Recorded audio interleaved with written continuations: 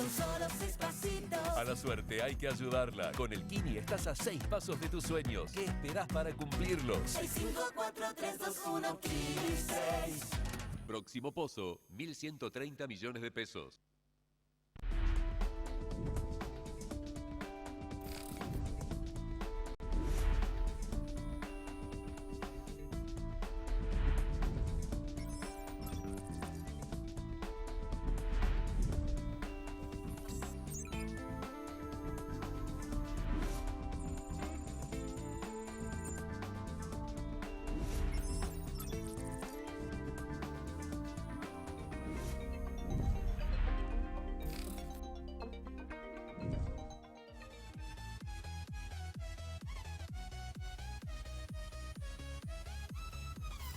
Avenida de Julio, la 9 de julio, estrictamente atípica en este miércoles porque llegó el 17 de agosto, la manifestación anticipada que planificó la CGT se llevó adelante. Ahora están empezando a desconcentrar, pero hoy quienes tuvimos que atravesar el centro porteño vivimos situaciones complicadas en el tránsito. Está chequeado y esto pasó claro, como te dije antes, se había anunciado y una vez más se complicó la fluidez en el tránsito de toda la capital. Y es 17 de agosto, hoy se celebra en nuestro hermoso país un aniversario más del fallecimiento del general José de San Martín, una gran figura y uno de los próceres más importantes de nuestra historia. Y cuando hablo de ser figura es por su personalidad, por su política, por lo que hizo lejos del poder y muy cerca de su convicción, que se trató de la libertad, de la soberanía de los pueblos americanos y sobre todo de la cultura, centrado en la educación, en un lugar que le dio él mismo a la lectura. Te vamos a contar, bueno, ya no en mis palabras, sino a lo largo del programa, porque a esto se refirió un poco nuestro actual presidente Alberto Fernández. Vamos ahora a los títulos. Consideran a la maquinaria agrícola como una de las mejores inversiones de los últimos tiempos. Hoy el costo de la tonelada de soja supera los $550. Esto es uno de los valores más altos en el registro histórico hasta el momento. Esto implica que ahora se puede contar con más posibilidades de invertir en nuestro campo argentino y este es uno de los motivos. La carne se mantuvo con valores estables en el último mes. Los precios de los distintos cortes de carne vacuna tuvieron en julio de este año respecto a junio mucha más estabilidad. Los números exactos a lo largo del programa, claro. Las exportaciones de legumbres crecieron 85% en divisas. Este balance corresponde a los 6 meses del año, los primeros 6 meses, y justamente refleja un consumo que crece y una comercialización que Argentina comienza a incluir y poder incorporar, claro, en su negocio.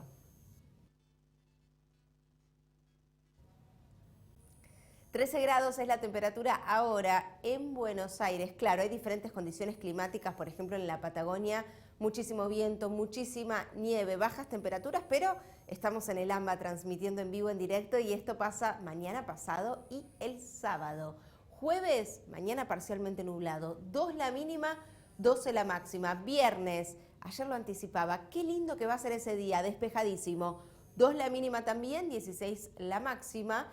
Y el sábado, parcialmente nublado, 4 la mínima, 17 la máxima. Así es como va a empezar el fin de semana. La maquinaria agrícola, claro, es noticia en este año, el nivel más alto de patentamiento, grandes números en términos al crecimiento de las ventas y los motivos de por qué son las mejores inversiones y por qué se dan las condiciones como hasta ahora. En muchos aspectos a nivel global es que los precios internacionales impulsan, casi metafóricamente me urge imaginar junto a vos lo que sería, ¿no?, la amortiguación, esto que da el empuje a que algo se pueda destrabar y en este caso generar un crecimiento con la única dirección que es alcista, ¿no? Porque hay valores altos en el mercado granario y eso al productor le ha permitido más las herramientas financieras que las distintas entidades habilitan, pero permite que se pueda adquirir, renovar y actualizar toda la maquinaria agrícola. Hay regulaciones más estrictas porque al comenzar a venderle a mercados más exigentes, como es el europeo en términos de exportación, que en la actualidad tiene faltante por las restricciones a Rusia en torno al conflicto bélico con Ucrania, las regulaciones específicas deben tomarse en cuenta. Por ejemplo, es resolución 297 que se publicó en el boletín oficial y habla de esto, ¿no? De las limitaciones en los agroquímicos que se pueden utilizar y configura algunos entes de control al respecto de estos procesos. Pero, volviendo a la coyuntura que más o menos así como en el inicio de este programa la repasamos, precios, restricciones, pero vamos a la protagonista de la noticia, que es la maquinaria agrícola, porque Argentina se supera. Eso lo vimos en los premios CITA 2022. Más tecnología, más eficiencia, mejores rindes, porque son menos las pérdidas, y una línea transversal que es la sustentabilidad. Claramente eso apoya y estimula mucho más la calidad de la producción argentina. Y el desarrollo del campo no se limitará solo a los grandes productores que compren maquinarias 0 kilómetro y que inviertan en forma masiva, porque se coordina y abarca muchos sectores micro y medianos con diversos alcances y escalas puntualmente. Entonces, cuando las grandes compañías agropecuarias comienzan a renovar sus flotas de máquinas, es posible para los pequeños productores encontrar un tractor usado en venta a precios mucho más accesibles, casi como el círculo que comienza a establecerse, ¿no? Muy parecido al sector automovilístico, pero no manejan los índices, ya que el sector automovilístico se extiende en toda la población y esto es una economía de sector. Y en torno al futuro, parece que esta buena noticia se puede extender porque se presentan inclusiones en términos de mejoras, de apuestas y también el precio de los granos que vuelve a subir y eso acompaña a toda la industria de la maquinaria agrícola. En definitiva, ya sea que compren flotas completas de tractores o solo adquieran un tractor usado, las condiciones de la actualidad son las más favorables en las últimas décadas y me atrevo a decir algo en toda la historia. Por esto es que se recomienda aprovechar la situación y una vez que, lo que muchos advierten, la rueda comienza a girar estipuladamente, puede que no se detenga ya en nuestro país. Ojalá que así sea. Agenda política del presidente. ¿Dónde estuvo hoy en el acto de conmemoración del fallecimiento del general José de San Martín? Y así lo recordaba, como también aprovechó la oportunidad para proyectar la producción de litio en nuestro país.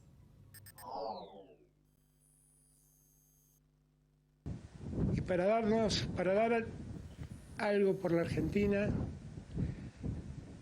para brindarse por la Argentina, nos están mostrando todos estos enormes personajes. No hace falta abrazarse al poder, hace falta dar todo por la Argentina. Y es lo que nosotros debemos hacer. También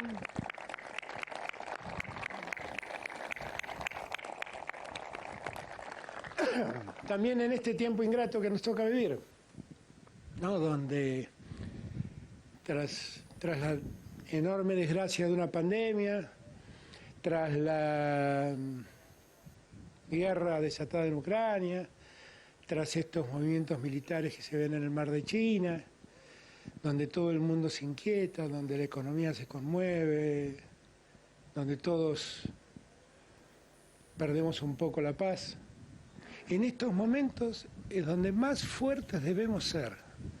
Y en estos momentos es donde más deben inspirarnos personajes como San Martín, que fueron capaces de tanto. Porque todo lo que digo es cierto, está pasando en este tiempo, pero también es cierto que en Argentina nos estamos recuperando, estamos creciendo y estamos avanzando. San Martín, en cada pueblo que liberaba, lo primero que mandaba a poner era una biblioteca, porque decía que eso era lo que iba a iluminar el conocimiento, iba a iluminar la cabeza de los pueblos.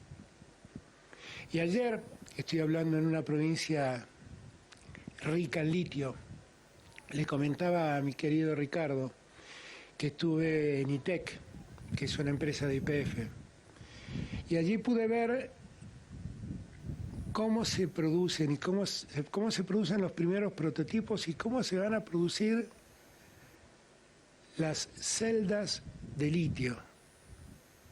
Del litio que tienen acá los riojanos, que tienen los catamarqueños, que tienen los salteños, que tienen los jujeños. Entre Chile, Bolivia y Argentina está el 60% de las reservas del litio del mundo. Dense cuenta cuánto tenemos.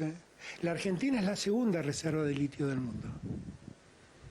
Y lo que he visto ayer es que la inteligencia argentina ya es capaz de convertir ese litio que sale de las salinas en las celdas que van a generar la nueva energía en el mundo.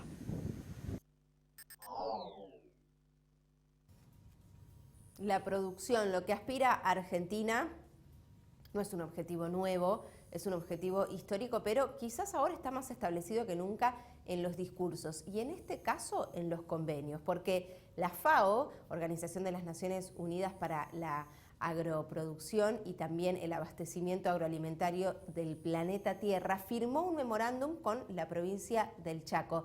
Esto ocurrió ayer, nuestro equipo dijo presente y tenemos el material con la palabra del propio representante de la FAO, que se trata de la persona que dio los datos indicados, porque cuando hay hambre, por un lado, no solo está la carencia del alimento que falta, sino la desnutrición. Es decir, un lineamiento para trabajar abastecimiento productivo, pero también la contención social. No puedes analizar, como hablábamos al inicio, el tema del hambre sin pegarlo al tema de la nutrición, donde ahí estamos hablando de 3.000 millones de personas que no se nutren correctamente. Y ahí estamos hablando que el costo de nutrirse bien es mucho más alto. Y esa es la principal explicación. Creo que en América Latina es, ¿qué es? Un 80, ¿no? ¿Cuánto era? El costo por persona de...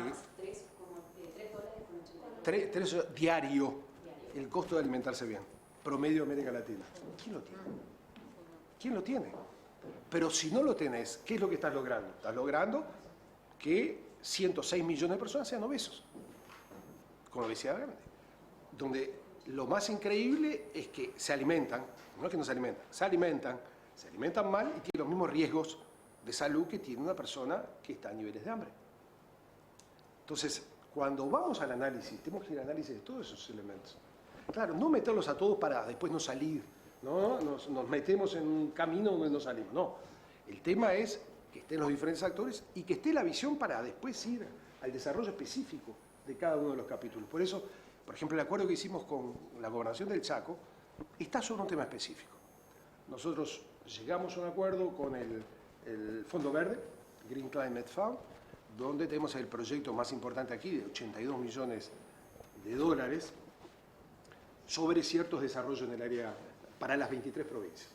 ¿Correcto? Bueno, se trata de transformar estas ideas en tangibilidad de resultados, con niveles de monitoreo permanente para ver si se avanza. O sea, no se va a avanzar en todo, no se va a resolver todo al mismo tiempo, pero hay que tener la capacidad de tener la visión general y avanzar en los diferentes sectores, con las diferentes capacidades, con los conocimientos, con las capacidades innovativas y con los diferentes actores que participen.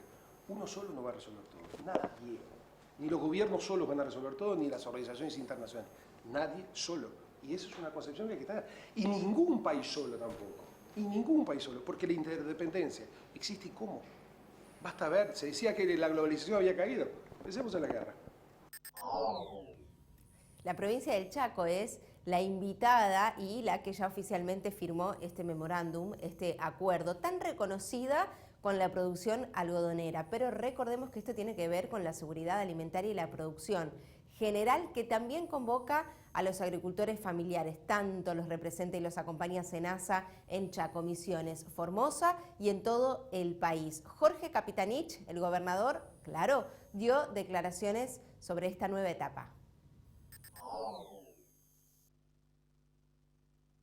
La provincia del Chaco es reconocida siempre como líder en la producción algodonera argentina.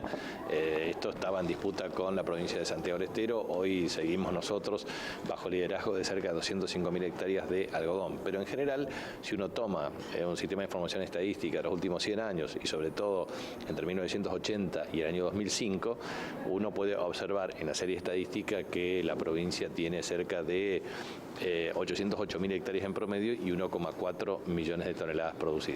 Eso implicó ver un salto de productividad, sobre todo 2005 en adelante y principalmente a partir del 2007, en donde se verifica al mismo tiempo una expansión de la superficie sembrada, mucho también tiene que ver con el doble cultivo y la aplicación de tecnología y obviamente el aumento de la productividad en materia de rendimientos. En ese contexto, la provincia ha adoptado primero, siembra directa. Segundo, agricultura de precisión. Tercero, rotación con gramíneas. Cuarto, fertilizantes y herbicidas. Quinto, recursos humanos calificados. Sexto, mecanización agrícola que permitió incrementar esa productividad.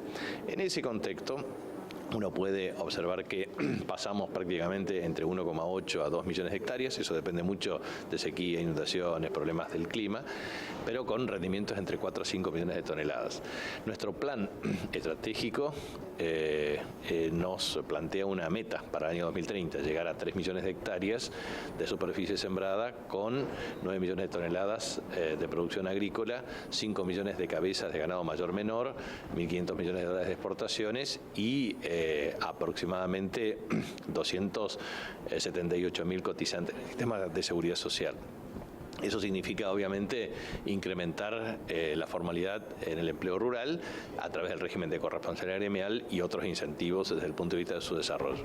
Lo importante de todo esto es que la provincia va creciendo progresivamente en desarrollo, porque nosotros tenemos un convenio con el Instituto Nacional de Tecnología Agropecuaria que data de 50 años, que permitió identificar el estudio de capacidad de uso de suelo de prácticamente el 50% de la superficie. O sea, nosotros sabemos muy bien que en 5 millones de hectáreas, o sea, la mitad de la superficie total de la provincia, tenemos estudios de capacidad de uso de suelo. Y eso nos determina que nuestra capacidad de uso de suelo con aptitud agrícola llega a 3 millones de hectáreas. Entonces, lo que nosotros queremos es desarrollo de incentivos para que efectivamente se incremente esa superficie. Ahora bien, ¿qué significa eso? Nosotros tenemos producción de soja, por ejemplo, entre 600 a 750.000 hectáreas como tope más o menos, un incremento en la superficie de maíz, pasó de 100.000, 150.000, más de 200.000 hectáreas. Tercero, sorgo, que es muy importante en nuestra matriz productiva. Cuarto, trigo. Este año estamos llegando a cerca de 180.500 hectáreas, pero efectivamente en girasol la intención de siembra puede estar en 385.000 hectáreas, más de 140.000 ya se sembraron. Nosotros estamos entre las 3 provincias más importantes de la producción de girasol, junto a La Pampa y Buenos Aires.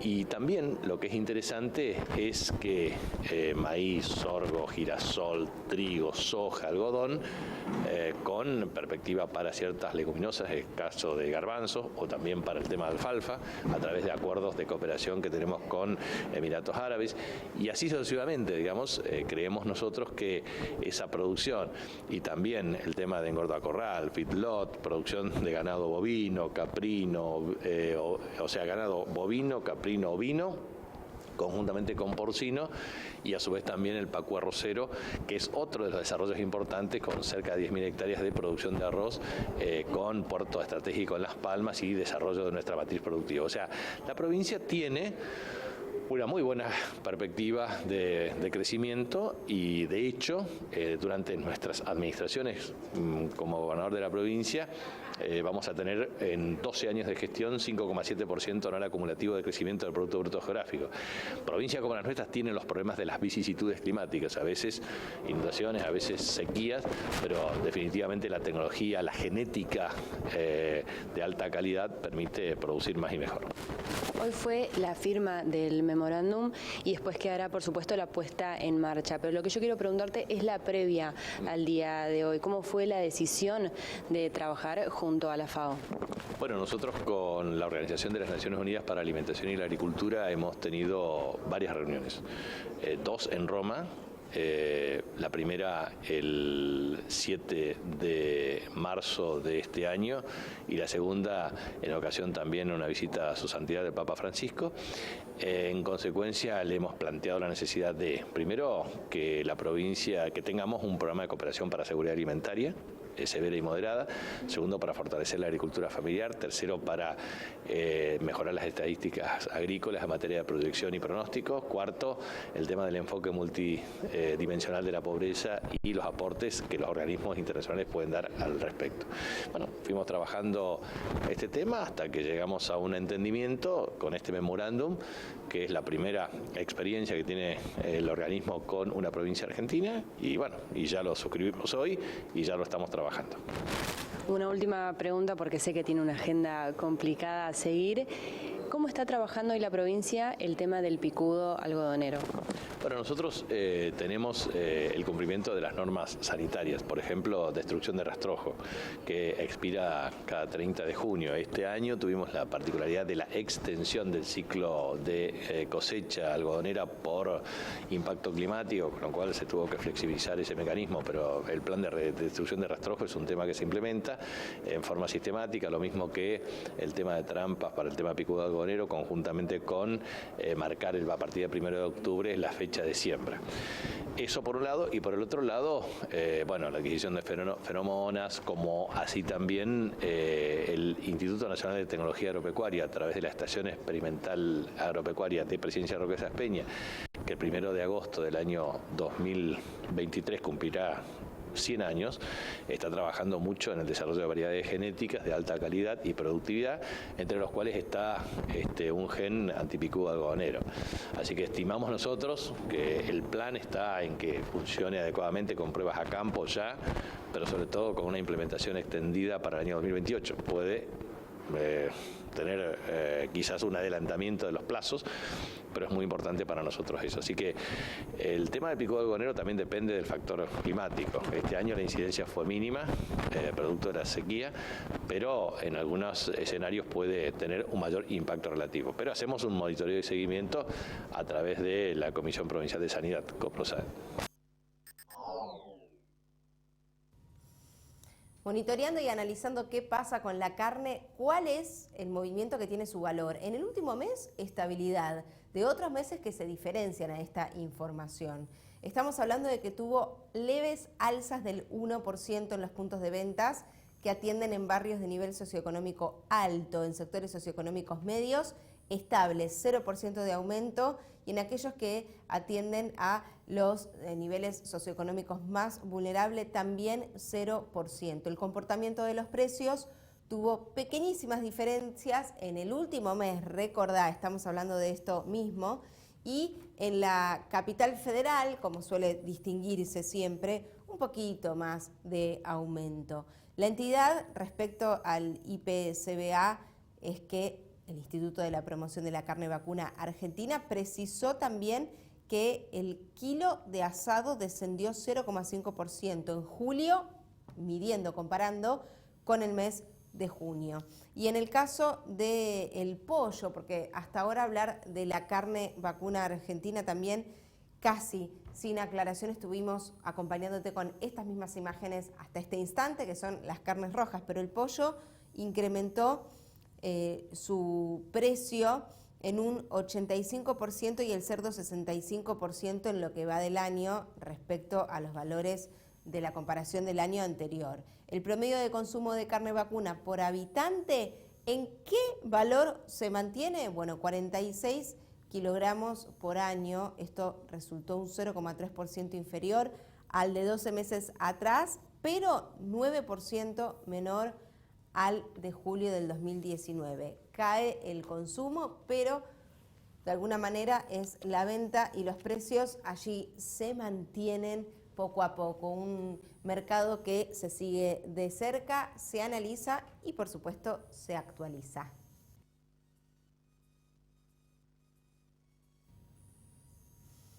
Nos vamos a Formosa con Alejandro García porque comenzaron los remates de las cabañas formoseñas. Más de 170 razas presentes y Alejandro nos cuenta los detalles.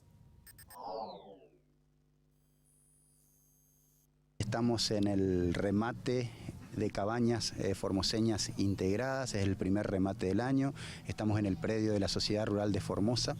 Como te decía, es el primer remate que en este año, este 2022, organiza Cabañas Formoseñas Integradas, que es una organización que viene trabajando hace muchísimos años en la provincia de Formosa.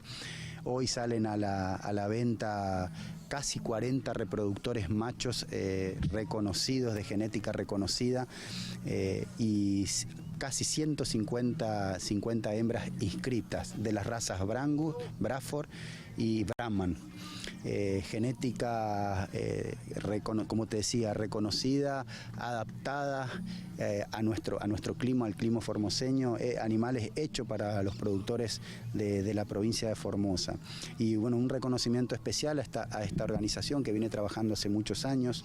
Recordar que en la provincia de Formosa hay más de 30 cabañas trabajando desde hace muchísimo tiempo, y que hay un trabajo muy importante de parte de cada una de ellas, y en particular de Cabañas Formoseñas Integradas, con cada uno de sus socios y sus cabañas, en el crecimiento y desarrollo que ha tenido la ganadería en Formosa.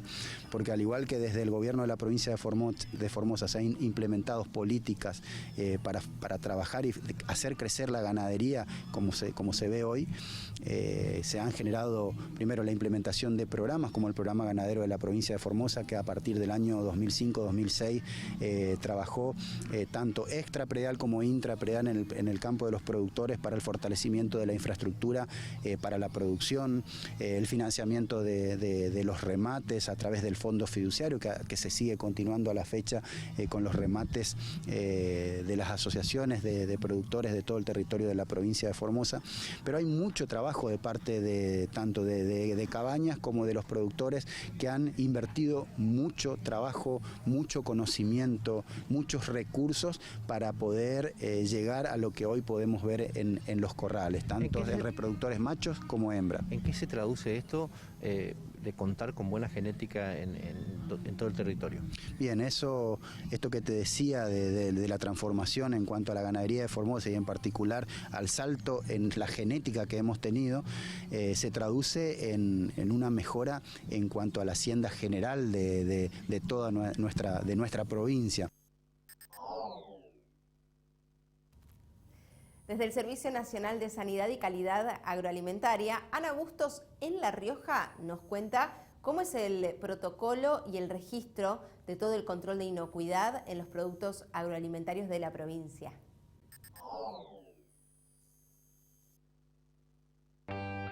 La actividad que hace esta área acá en nuestra provincia está basada en la fiscalización y todo lo que es la relación con las políticas públicas sanitarias de frigoríficos, ¿sí?, con tráfico federal, también las exportaciones de los galpones de empaque, ¿sí?, exportación y también mercado interno. Estamos trabajando con ellos, como así también las salas de elaboración de miel. Sí, es un área bastante extensa en todo lo que hace al manejo bromatológico, ¿sí?, y al contacto o la articulación con organismos como el municipio y la provincia en esas áreas.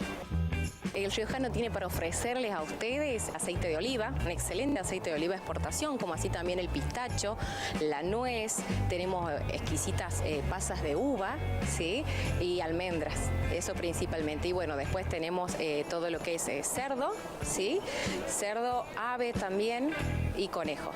Frigoríficos hasta ahora de tráfico federal, sí, están en proyecto de exportar. Estamos en ese camino, con cerdo y con aves. Ustedes cada vez que dan vuelta un producto alimenticio, vayan al súper, a una góndola, y van a ver nuestro logo. Van a ver a Senasa tras de cada producto. Entonces, lo que nosotros hacemos es controlar que ese producto que va a la mesa de cada argentino sea un producto inocuo, sea un producto cuidado para ellos.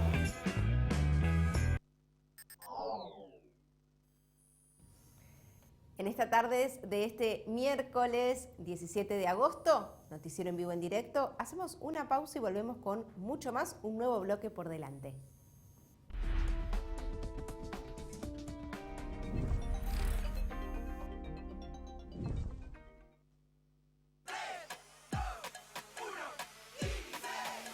Son solo 6 pasitos. A la suerte hay que ayudarla. Con el Kini estás a 6 pasos de tus sueños. ¿Qué esperás para cumplirlos? 6, 5, 4, 3, 2, 1, Kini 6. Próximo pozo, 1.130 millones de pesos.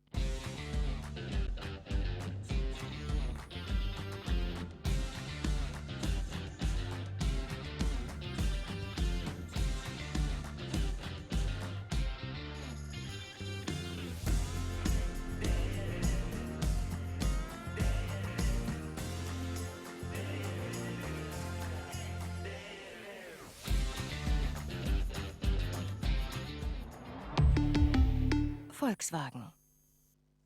Su desempeño y el respaldo de una gran empresa de 60 años en el mercado harán de la sembradora Crucianelli su mejor inversión. Es hora de ganar. Entrega tu cabezal usado y llévate un Draper nuevo. O podés reformar tu convencional a lona. piersantiplataformas.com.ar.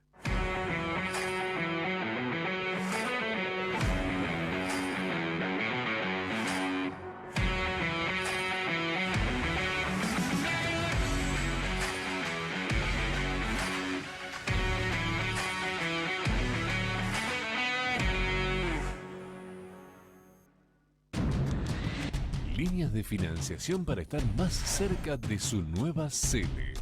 En todo el país se siembra con Sele. Siempre adelante. Nueva pulverizadora CIA con motor delantero Depla. Equipada con sistema integrado de aplicación.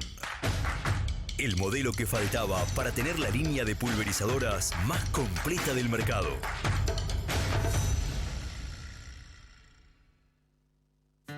Sabemos muy bien el esfuerzo que hacen miles de argentinos que trabajan e invierten en nuestra tierra. Y queremos estar ahí para acompañar e impulsar su negocio, haciendo que su día a día sea más fácil. Si el campo evoluciona, evolucionamos todos. Galicia, siempre junto al campo. ¿Sabías que la producción ganadera argentina reduce de manera natural la emisión de gases de efecto invernadero? Las praderas y pastizales naturales que alimentan nuestro ganado retienen más carbono en los suelos del que genera el ganado. Compensa así no solo sus propias emisiones, sino también las de otros sectores productivos no rurales. Carne Argentina, carne sustentable. Historia y crecimiento. Investigación y desarrollo. Nuevas tecnologías. Nuestros clientes, nuestra principal prioridad. Apache, sabemos de campo. Son solo 6 pasitos. A la suerte hay que ayudarla. Con el Kini estás a 6 pasos de tus sueños. ¿Qué esperás para cumplirlos? 6, 5, 4, 3, 2, 1, Kini 6. Próximo pozo, 1.130 millones de pesos.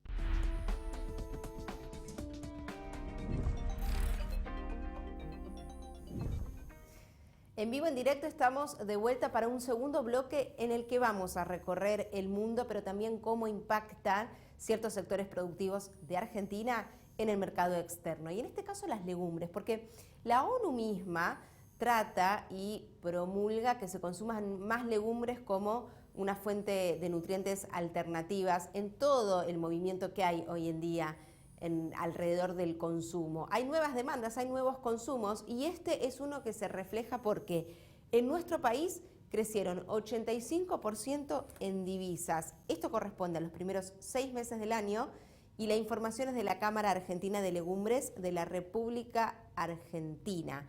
El consumo promedio de legumbres en el mundo es de 8 kilos per cápita, mientras que el de Argentina alcanza apenas 800 gramos por habitante. En este marco, las legumbres son las que acumulan el 60% de ese total y por eso el complejo argentino presenta un fuerte sesgo exportador, volcando al mercado externo más del 60% de lo productivo. Estamos hablando a más de 50 países del mundo, aunque varían según la especie de toda la tipificación de legumbres que hay.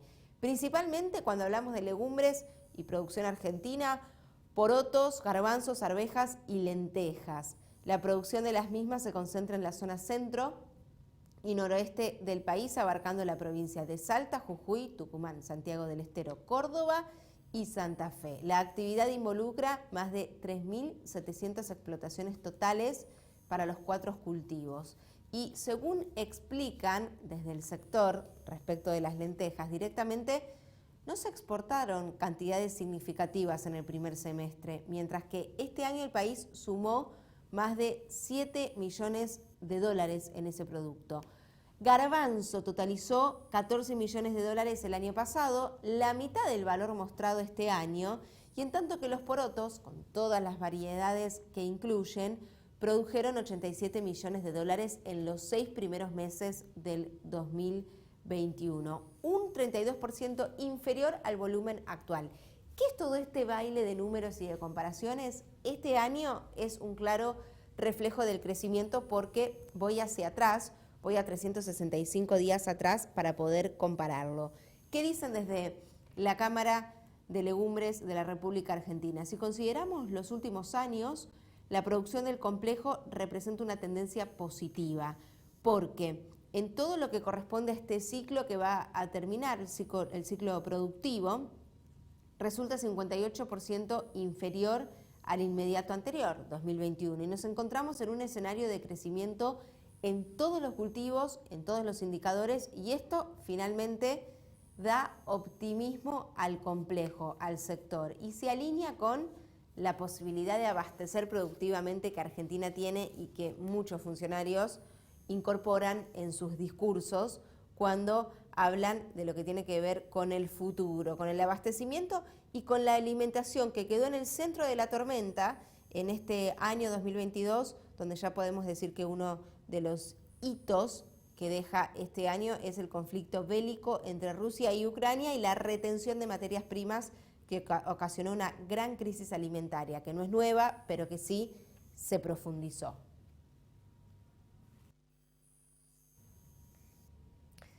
Recorrer el mundo y no nos vamos muy lejos. Uruguay, nuestro querido país vecino, la República del Uruguay, porque su ministro de Ganadería, Agricultura y Pesca, Fernando Matos, quien estuvo presente en la inauguración de la rural, nos va a contar sobre la hoja de ruta del sector maderero, una industrialización que apoyan, que buscan y que tienen los detalles de qué es esta presentación oficial que realizaron ayer. Además son los productores forestales que industrializan a través de fundamentalmente aserrío y preparación, lo que son pequeños aserraderos, pequeñas y medianas empresas. Establecen aquí sus metas y su desarrollo y su plan estratégico futuro. Nos parece que es muy importante porque la madera no es solo celulosa, no es solo chips, es madera sólida, madera cerrada, para distintos usos, y nos parece que aquí también hay un campo importante. Ellos son integrantes del polo tecnológico y por lo tanto ellos también tienen donde incorporar conocimiento, tecnología e innovación. Y prácticamente allí hay un campo importante, entre ellos en la propia construcción. Es decir, la construcción en madera es muy noble, es muy necesaria, son materiales que surgen de la tierra. Esto abarata los costos de la producción, no solo abarata, pero genera más velocidad en la respuesta de soluciones habitacionales. Y eso nos parece que es muy importante que esta organización, que representa un empleo importante de personas en el norte del país y que le agregan valor a la producción, estén aquí planteando su propia propuesta en cuanto a su desarrollo y crecimiento. Así que felicitaciones por la iniciativa, estamos desde el Ministerio y la Dirección Forestal apoyando esta acción de lo que son los aserraderos, que más de un centenar están a lo largo del país y que muchos de ellos están congregados o unidos por esta asociación. En la Unión Europea hay países que tienen muchas más batallas energéticas que otras. Alemania, quien fue quizás el contrincante respecto a Rusia como proveedor de gas más plantado y más seguro, primero aceptando la crisis de abastecimiento en el gasoducto y por otro lado buscando alternativas. Por eso en Berlín lo que buscan es ahorrar el gasto energético, electricidad y gas, por supuesto, y recordá que esto es de cara al invierno, que no están ingresando a la primavera como sí sucede en nuestro hemisferio, que no es ahora, pero pronto va a pasar. Por eso el gobierno establece un diálogo con los ciudadanos, con las ciudadanas, donde plantea el uso muy cuidado de los recursos y la población también responde. Berlín quiere ahorrar energía. El objetivo mínimo es ahorrar al menos el 10%. Queremos dar un buen ejemplo. También estamos debatiendo cómo pueden contribuir los ciudadanos a ahorrar energía y gastos de calefacción. Los berlineses encuentran diferentes maneras. No estoy mucho en casa, no veo la televisión, no uso los radiadores. Realmente no utilizo aparatos electrónicos, salvo mi portátil. No dejo tantas cosas conectadas, aunque mi marido hace más que yo para ahorrar energía. Sí, soy sincera. He apagado mi segundo refrigerador. Me ha costado porque era el de la cerveza, pero supongo que la pondré en la nevera principal. Las autoridades municipales dicen que los edificios públicos de la capital alemana también reducirán el consumo apagando sus luces. Ahora hace calor, pero Berlín ya está pensando en cómo ahorrar energía durante el invierno.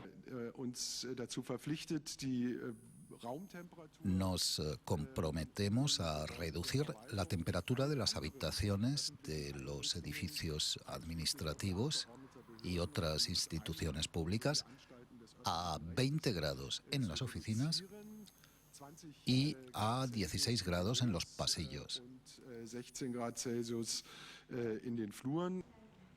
Pero los críticos quieren ver una postura más dura en el sector privado en lugar del enfoque voluntario impulsado por Berlín.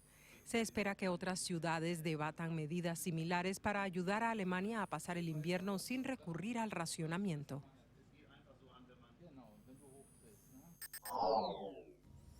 Seguimos de cerca lo que pasa en Europa con la situación energética y ahora regresamos al continente americano, pero no muy lejos de Argentina, o tal vez en el corto camino hacia Estados Unidos, porque nos vamos a Cuba. Es la primera vez en 60 años, repaso, 60 años, 6 décadas que se bloqueó con toda la atención justamente política impartida desde Estados Unidos a Cuba, que va a abrir el comercio minorista y mayorista a inversores extranjeros.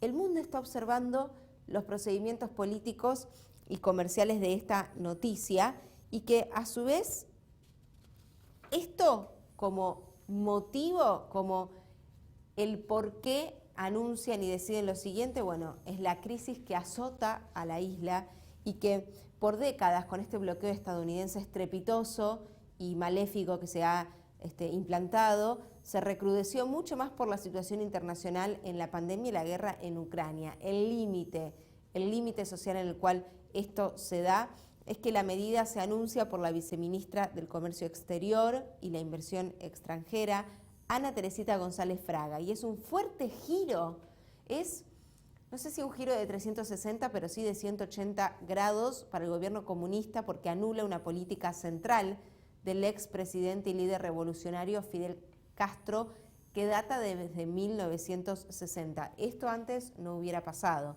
Cuba, con muchísimo aumento de precios, con descontento público y con muchos problemas que con un sistema capitalista no podríamos identificar.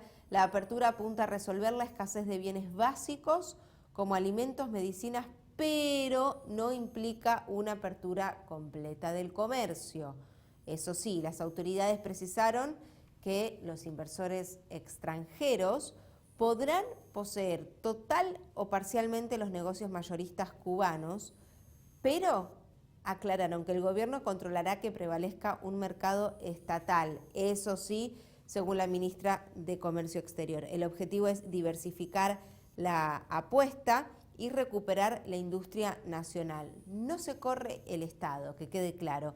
La producción local, ¿qué pasa al respecto? Bueno, agregó que se van a priorizar y ofertar todo lo que es productos de compañías que se mantuvieron en el país durante estos tiempos difíciles, y a su vez las empresas que venden tecnologías y equipos de energía verde podrían impulsar la producción nacional, que también serán priorizadas. Estamos hablando de un lugar donde un dispositivo móvil es muy difícil de obtener y de abundar.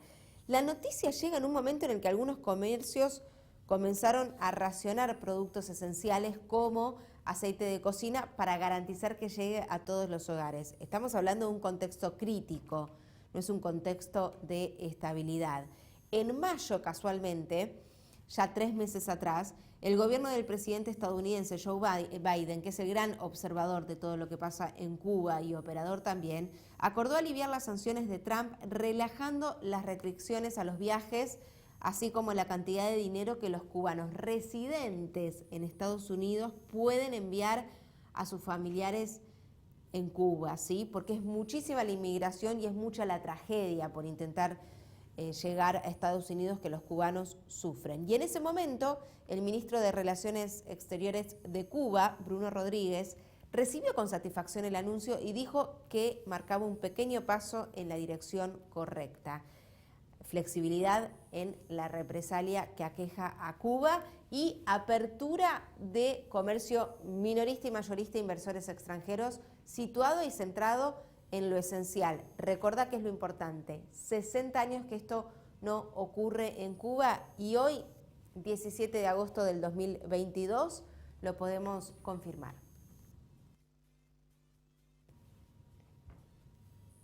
Muchas más novedades y detalles respecto a la situación energética puntualmente de España. Por eso vamos a volver a la Unión Europea y a otros lugares también con Lilian. Comenzaron oficialmente las campañas electorales para las elecciones presidenciales que se van a estar desarrollando en octubre en nuestro país vecino Brasil. Y como candidatos tenemos 2 muy fuertes. Por un lado, Jair Bolsonaro, que es el actual presidente de Brasil, con un discurso cargado de ideología religiosa y además promete retomar la lucha contra la inflación. Por el otro lado tenemos al expresidente de la República de Brasil, Lula da Silva, quien pone el foco de su discurso en las críticas contra el actual presidente, pero un dato curioso es que los datos lo favorecen a Lula.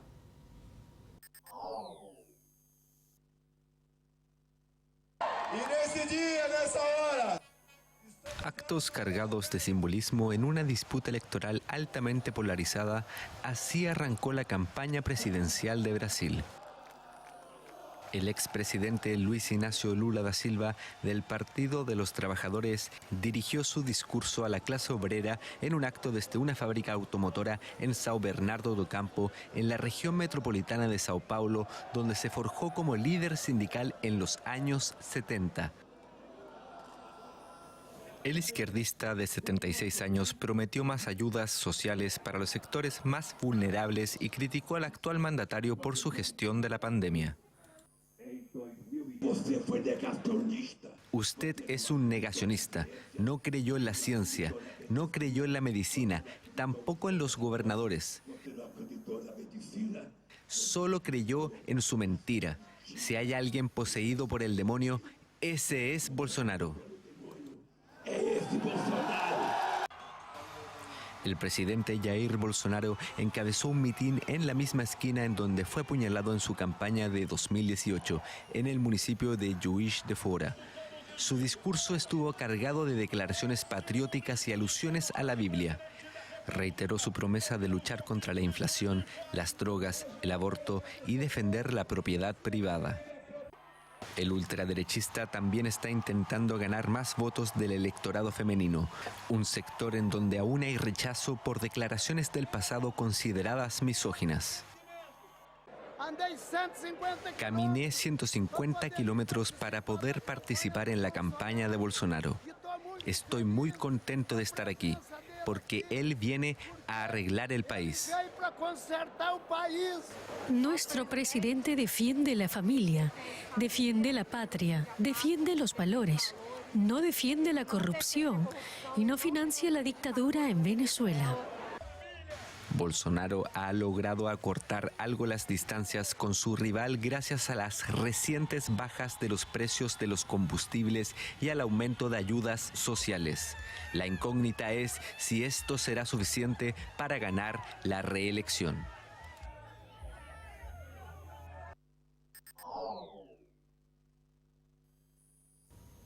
Y ahora vamos a escuchar un fragmento del discurso Pedro Sánchez, que es el actual presidente de España, quien aplaude metafóricamente el apoyo que ha brindado Alemania para retomar la conexión, el proyecto de conexión de gas entre España y Europa.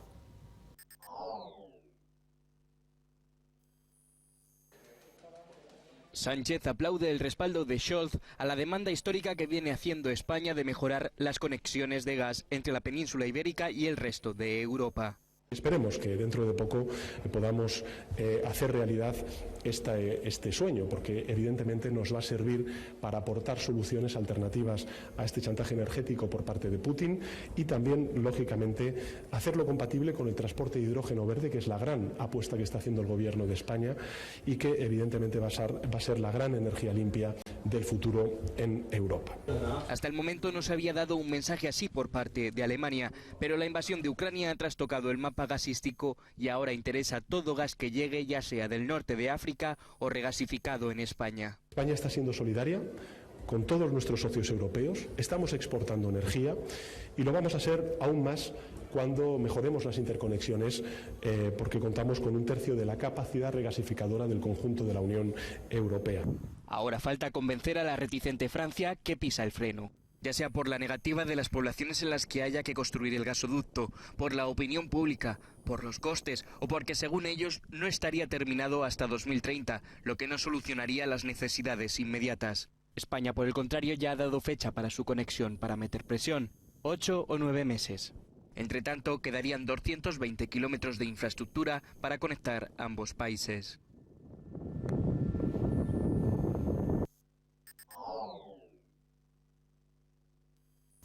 El calentamiento global es un tema del cual hablamos mucho en este segmento, que deja consecuencias muy graves por todo el mundo. En este caso vamos a hablar de lo que está pasando en el mar Mediterráneo, porque la temperatura del agua sufrió un alza de 5 grados y si bien por un lado ahora en verano las personas pueden bañarse y disfrutarlo con más tranquilidad y comodidad, genera graves consecuencias y pone en peligro a las especies marítimas.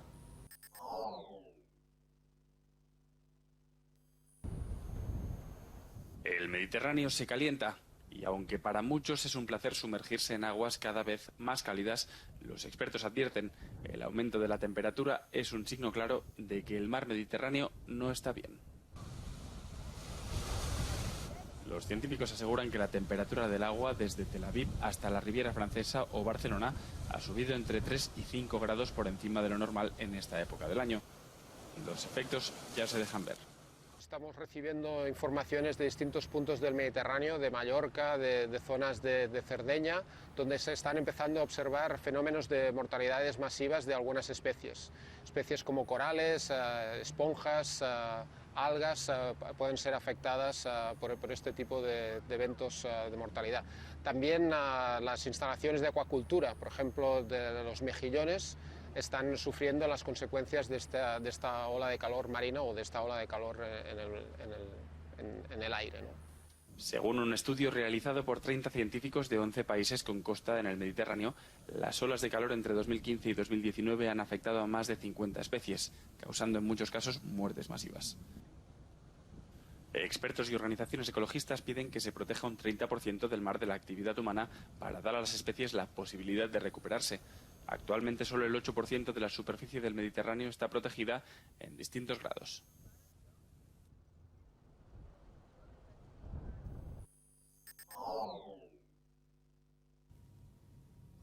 Y faltan 5 minutos exactos para las 17 y hay novedades que las vamos a compartir en revistachakra.com.ar. De mi celu a tu pantalla, claro. Y justamente esto se refiere a la proyección y el área sembrada con maíz que caería 2,6% esta campaña. La superficie total del cereal llegaría a los 7.500.000 hectáreas. Los altos costos, las bajas reservas hídricas y la desfavorable relación insumo-producto son algunos de los motivos del recorte. A su vez, cuando recorremos estos detalles y este tipo de análisis, que no son los alentadores, pero es esperado porque venimos de un verano que azotó y todavía hoy la sequía complejiza muchos y muchas regiones que siembran maíz. Hablando climáticamente de la sequía, solo 2 departamentos en la provincia de Córdoba no sufren este fenómeno. Y cuando hablamos de este fenómeno es la falta de agua y los niveles de agua en el suelo y en los cultivos que son deficitarios en este caso. Bueno, por hacer un paneo de lo que pasa climáticamente, y esto es el gran motor, es el gran motivo de por qué es que las proyecciones tienden al descenso, a la caída, pero lo importante es que los productores y las productoras trabajan todos los días para mejorar algo de estos números que se pueden revertir, claro que sí, muchas veces ha pasado. Y finalmente, esto es revistachacra.com.ar.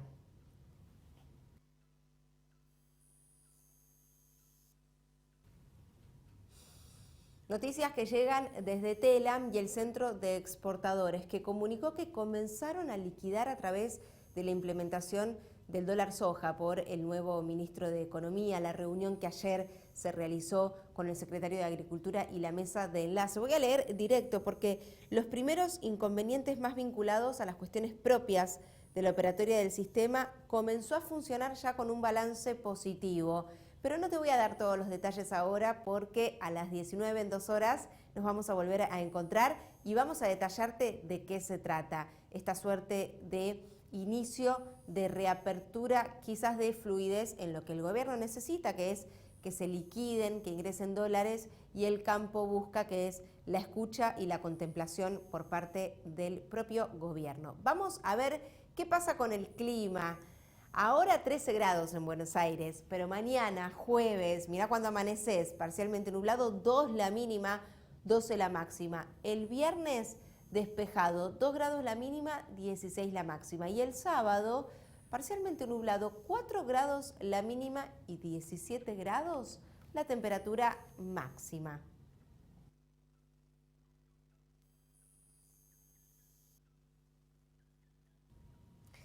Llegamos al final de este noticiero por la tarde. Está por terminar, me quedan instantes, pero no quiero dejar de repasar con vos. Hoy el día en Buenos Aires comenzó con mucha dificultad en el tránsito porque se concretó la manifestación de la CGT. Pablo Moyano dio declaraciones y de alguna manera apuró al propio presidente de la República Argentina cuando él mismo, Alberto Fernández, se encontraba conmemorando el aniversario del fallecimiento del general José de San Martín. Un miércoles con muchísima actividad en las calles y también actividad ejecutiva. De hecho, el propio ministro de Economía tuvo reuniones con altos funcionarios indios porque no dan abasto en buscar la ampliación de fronteras y de nuevos mercados para mejorar la situación argentina. Vamos a contarte mucho más de esto y de lo que pasa en días que no son día más, ningún día es un día más, como siempre suelo decir, pero hay días que pasan cosas más significativas que otras y te las contamos, por supuesto, en vivo, en directo, por nuestra pantalla. A las 19 nos volvemos a encontrar y te espero.